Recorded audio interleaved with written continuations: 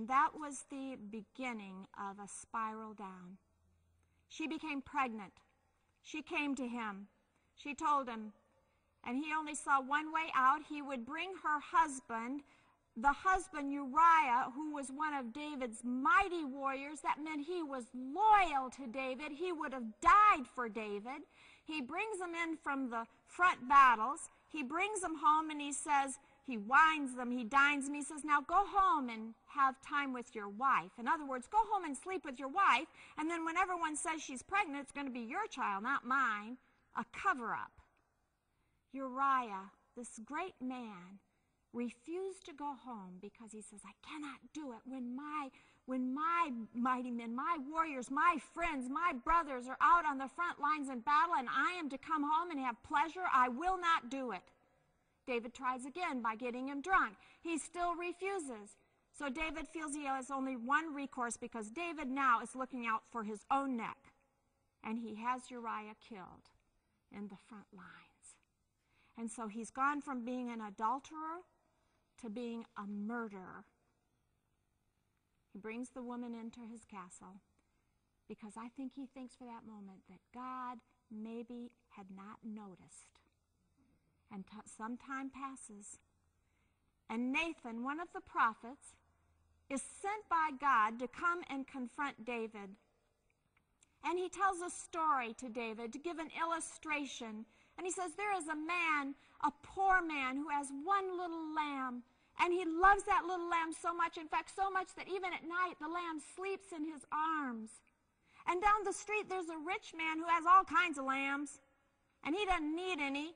But yet a traveler comes, and so he decides to come and take the poor man's only little lamb and kills it to feed the traveler.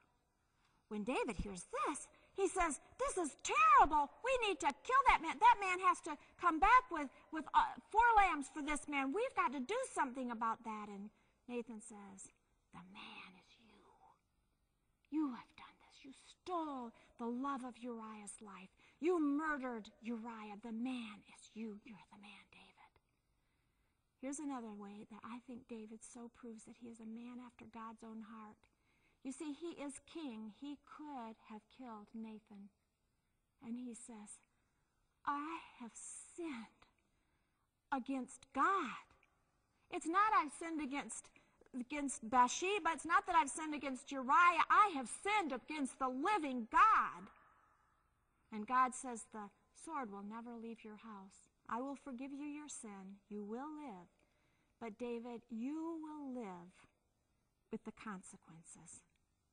And from that time on, David lives a life of great sorrow. The first part of his life is a life of great success. In the middle of his life, he sins. And in the last part, he lives with the sorrow.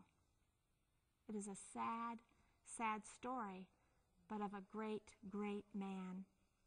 So what are some of the troubles that has come up against David? Well, you can just follow them one after the other, and I'll tell you, as a mama, your heart breaks. This whole story of David, for me as a mother, breaks my heart because I want to tell you something. You raise those little girls, and I thought by the time they were grown and married, which they are now, and have children, I thought now I would just relax. I got them where they needed to be. They're wonderful young ladies. Now I can just get off my knees and not have to pray for those kids anymore. And you read King David, and I think about that mother of King David, that he gets to be 40 years old, has had 40 years of great success, and he messes up so terribly at the age of 40. I'd have been so mad at that kid. I would have, and it just teaches me as a mama, don't ever get up off your knees. As long as I have breath in me, I am on my knees for my daughters to beg God for their protection, that they will remain righteous before him. The first thing that happens, David suffers troubles from consequences of his sin. The infant son that Bathsheba bore dies. And David begs for the child's life, but God says no. And the child dies because of David's sin. The next thing that happens is even more sorrowful, I think, in so many ways. His grown son, Amnon, falls in love with his grown daughter, Tamar. He seduces her into his room and brutally rapes her, even though she begs him not to. And even though he loved her before he raped her, afterward he is disgusted with her and throws her out of the room, and she lives in seclusion the rest of her life. What a horrible thing to happen in a family, and yet those were consequences for David's sin. You see, David had committed adultery. His son takes it further and commits incest.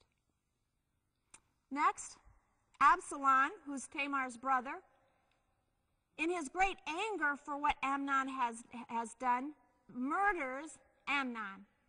You see, David murdered Uriah, his loyal subject. But his own son murders one of his sons. What a travesty to happen to a household. And lastly, Absalom leads a revolt against his very own father. Absalom comes into the country. He woos the people with his charm. He helps them to see that he would be a better leader than David. And the day comes when he decides that he will be king, and he's going to put the crown on, and he will lead that country better than King David. It is an incredibly sad picture as David and all of the people who are still loyal to him are fleeing for their lives out of the city of Jerusalem. I can't imagine anything more sorrowful. Here he has been a king for 40 years, and his very own son is out to kill him. And he is running for his life. And they bring the ark out to David, and they say, "We will come with you, David." And here is another way I think David shows that he is a great man after God's own heart. Because he says, you know, you take that ark back to Jerusalem where it belongs. I am running for my life, but I'll tell you this, if God wants me back, nothing will stop it. I will be back. But if God is done with me, let him do with me whatever he will. What a man. Totally released, totally surrendered to the will of God. No matter how painful it is, he is willing to do whatever God says. At the end, God brings him back. Absalom is killed, so he has lost 2 of his sons to murder. His daughter has been raped. His infant son has died, and there has been a sword in his household all of the days that God had said it would happen. You see, God says it, and it will happen. At the end of the book, our David, a man after God's own heart, is still testifying to the great faithfulness of his God. My Lord is my rock. He is my fortress. He is my deliverer, my God, my rock, in whom I take refuge. You see, he was a man that in his great success, he praised God. In his sin, he repented before God.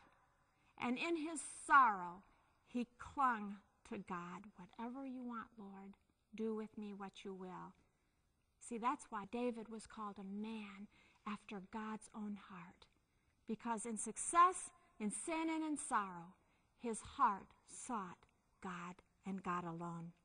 At the end, there is a little story at the very end where David once again disobeys God. He takes a census, and there is consequences for that. And God says, buy a threshing floor and build an altar on it, and I will stop the plague that has come to your land.